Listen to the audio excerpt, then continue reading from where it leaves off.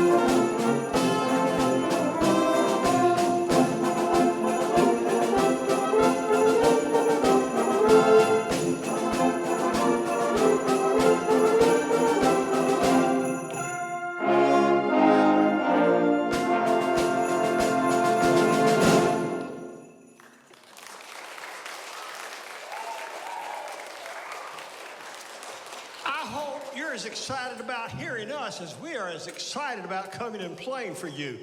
The situation we're in with the COVID issue, these guys have not got to do a lot of playing this year, and they were eager to come play. This is a first for us. We've never done a Christmas concert. Usually this time of the year, everybody's too busy to think about getting together. But I thought about, well, let's just see if we can get some guys to come, and sure enough, they did. You know, here in Georgia, the song that this next guy is about rarely gets to make an entrance. It's been several years ago that we had enough of snow to make a snowman. But we always hope when it gets cold and there's some moisture somewhere around that there's enough snow that we can build a snowman. And that's what this next song is about. Frosty the Snowman.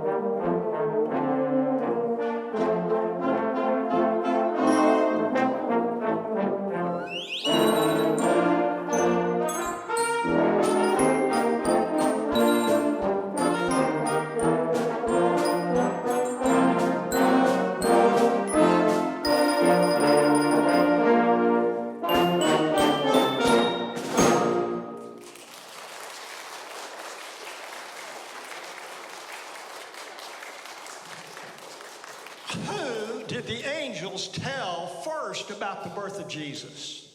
Who? Say it out loud. No, not the wise men. Who came first? The shepherds. The shepherds. When Jesus was born, the shepherds first got the news. And once they went to see the baby, they were so excited that they wanted to go tell everybody. And that's what this next song is about. Go tell it on the mountain.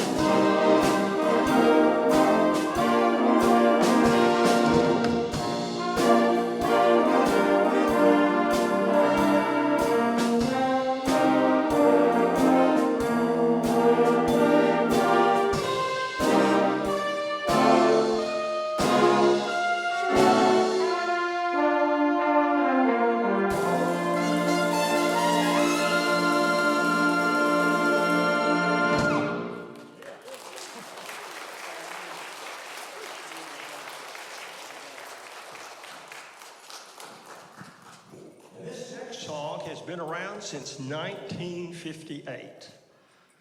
Some of these guys go back that far, myself included. And this has been a favorite on the radio. You probably hear it today if you listen long enough. Jingle Bell Rock.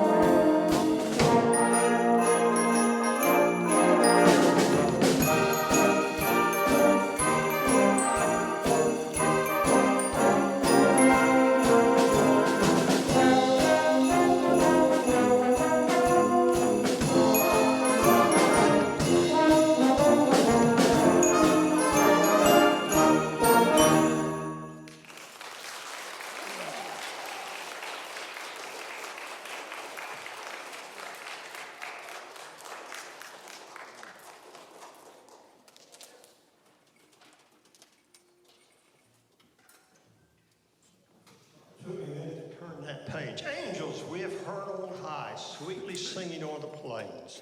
Great Christmas carol about the angels telling of the birth of Jesus.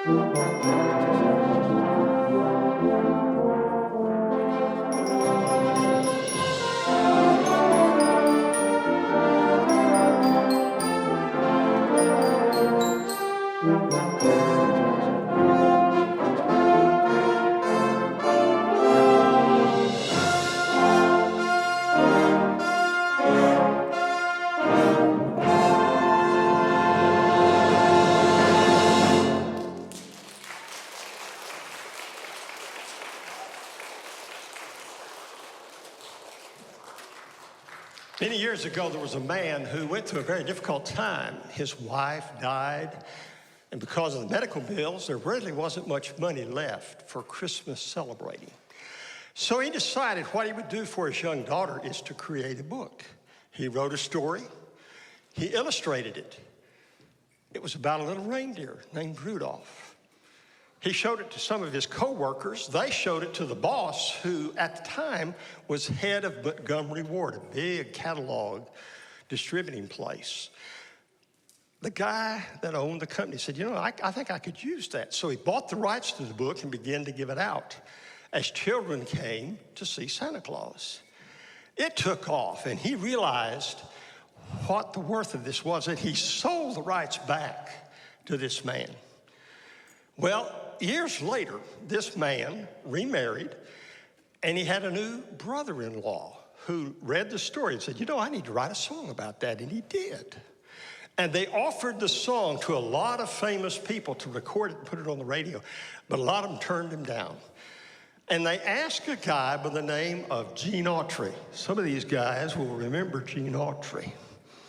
He was a cowboy western star. Gene didn't want to do the song, but his wife said, no, I think you need to do this song. And to this day, you can hear it on the radio. So there are a lot of great things in this story, but the main point is for these guys up here. Guys, when your wives tell you to do something, it might be good to do it. Rudolph the Red-Nosed Reindeer.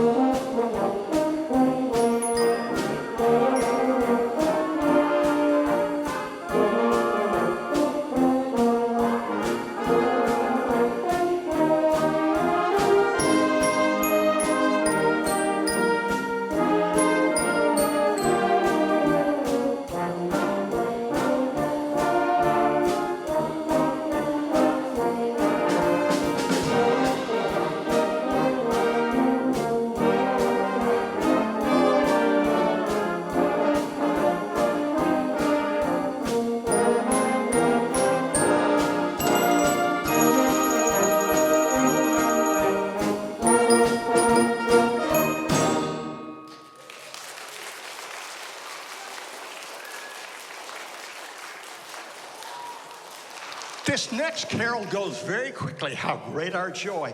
And it does some dynamic contrast. It's loud and then it's soft, and it doesn't last very long. You listen carefully.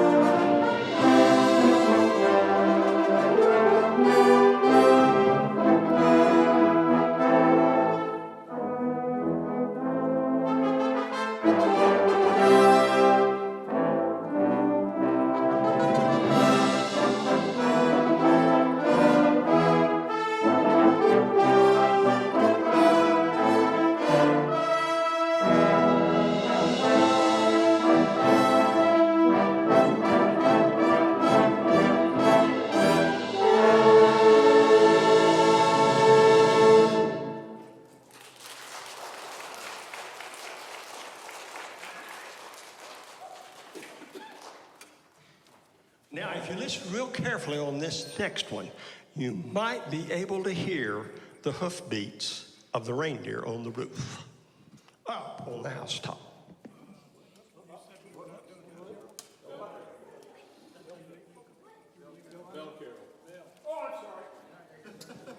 I do that every now and then. We're going to do Up on the Housetop in a minute. Right now, we're going to do Bell Carol, Carol of the Bells.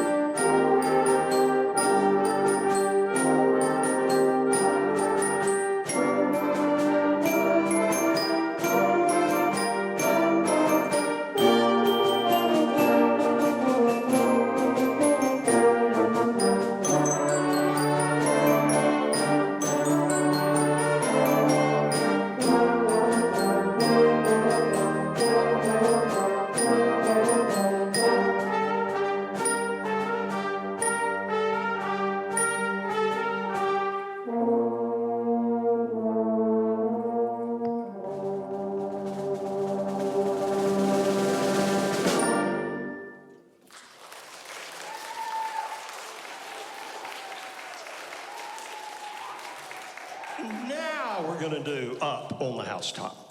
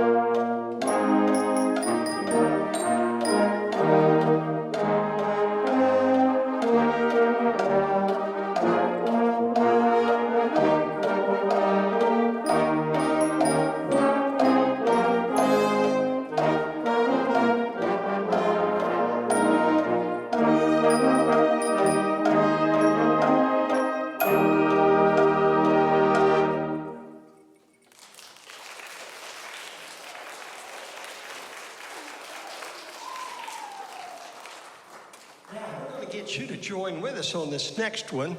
We're going to play a stanza of O Little Town of Bethlehem, and then I'm going to turn and get you to stand and sing with us, O Little Town of Bethlehem.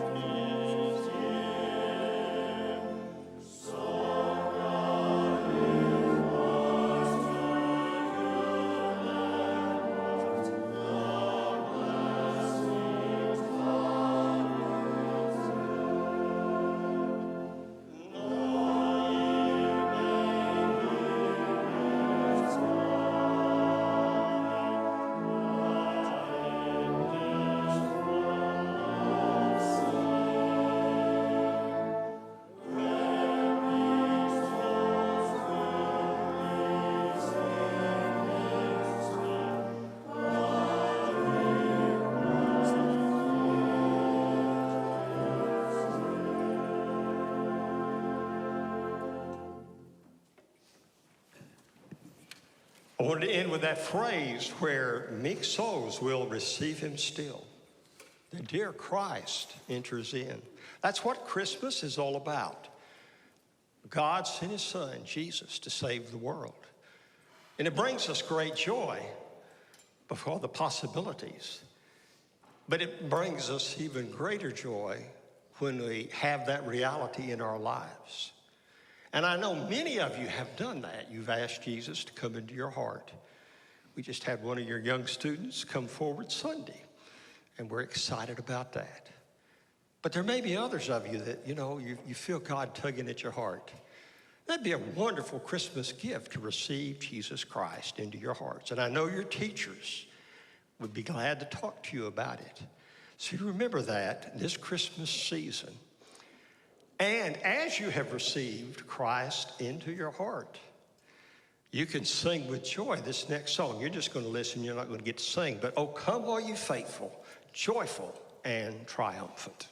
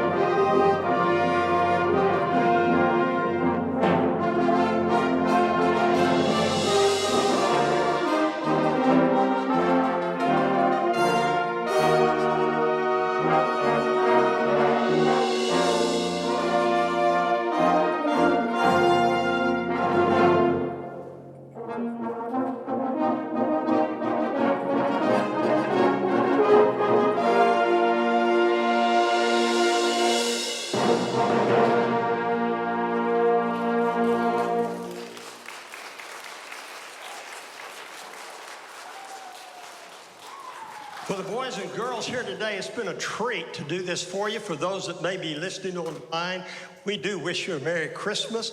We hope this has brought some Christmas joy to you. It's been a tough time. I made a statement the other day. Let's not let anything or anyone steal our Christmas joy. We may not get to do all the neat things we may have done last year, but the meaning and the significance of Christmas is still there. Jesus Christ came for each of us. And so our prayer is that you have a Merry Christmas. And teachers, as we play this next one, you're welcome to exit the worship center. We wish you a Merry Christmas. So thank you all so very much for being here today.